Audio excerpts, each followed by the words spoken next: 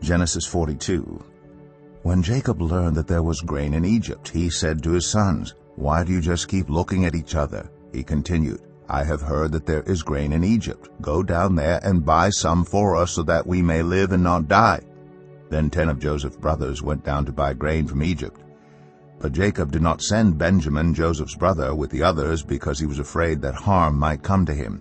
So Israel's sons were among those who went to buy grain, for there was famine in the land of Canaan also.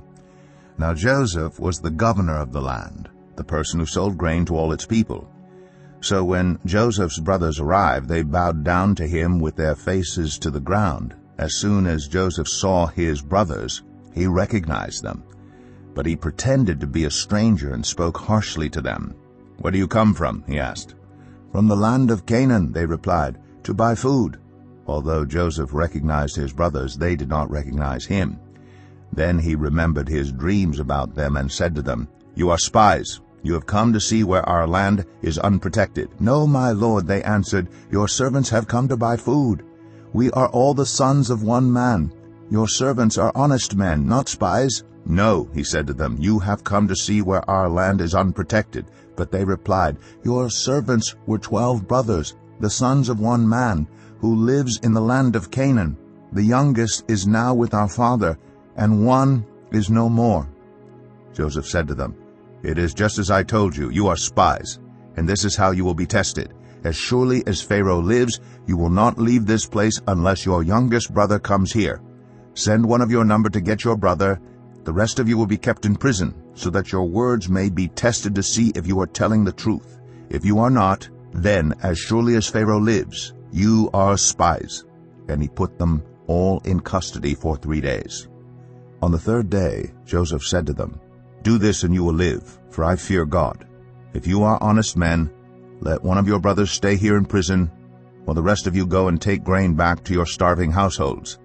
But you must bring your youngest brother to me, so that your words may be verified and that you may not die."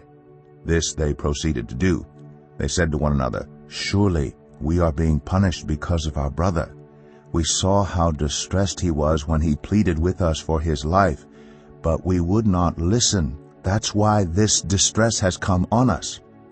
Reuben replied, "Didn't I tell you not to sin against the boy? But you wouldn't listen. Now we must give an accounting for his blood." They did not realize that Joseph could understand them, since he was using an interpreter. He turned away from them and began to weep, but then came back and spoke to them again. He had Simeon taken from them and bound before their eyes. Joseph gave orders to fill their bags with grain, to put each man's silver back in his sack, and to give them provisions for their journey.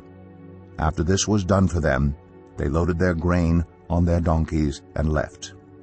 At the place where they stopped for the night, one of them opened his sack to get feed for his donkey, and he saw his silver in the mouth of his sack.